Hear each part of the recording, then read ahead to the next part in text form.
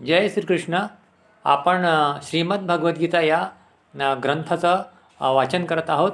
याच्यामध्ये श्लोक आणि त्याचा शब्दविग्रह, अन्वय, अन्वयार्थ आणि अर्थ पाहत आहोत.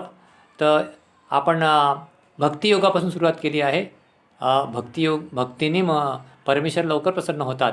आणि त्याचप्रमाणे हा जो अध्याय क्रमांक 12 आहे भक्तियोग, हा म्हणायलासुद्धा सोपा आहे.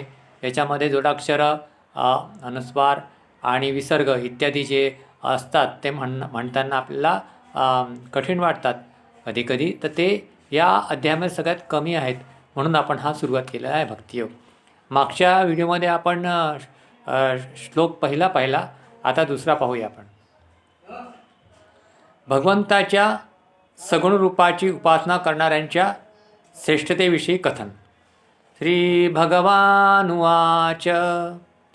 मय्यावेश्य मनो ये मां नित्ययुक्ता उपासते श्रद्धया परयोपेतास ते मे युक्ततमा मताः. याच्यामध्ये जे संस्कृत शब्द आहेत ते अलग अलग करून आपण सांगतो आहोत. मयि आवेश्य मनः ये मां नित्युक्ताः उपासते श्रद्धया परया उपेताः ते मे युक्ततमाः मताः. अशा प्रकारे याच्यामध्ये शब्द आहेत संस्कृत.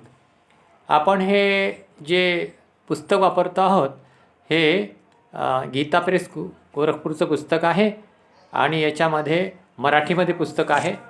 याचा कोड क्रमांक जो आहे तो 14 आहे आणि मूल, पदच्छेद, अन्वयार्थ व सुगम टिपासह मराठी असं याचं नाव आहे. अशा प्रकारे अर्जुनाने विचारल्यानंतर पहिल्या श्लोकात त्यांनी विचारलं.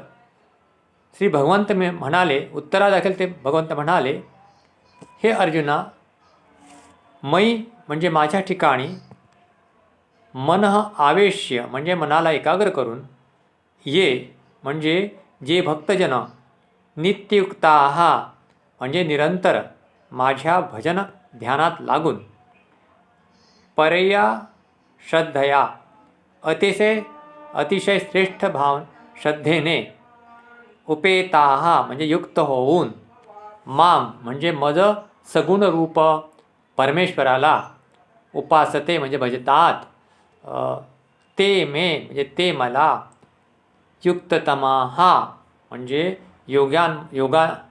योग्यांमध्ये अतिउत्तम योगी म्हणून मताः मान्य आहेत. तर याचा आपण पूर्ण अर्थ पाहू.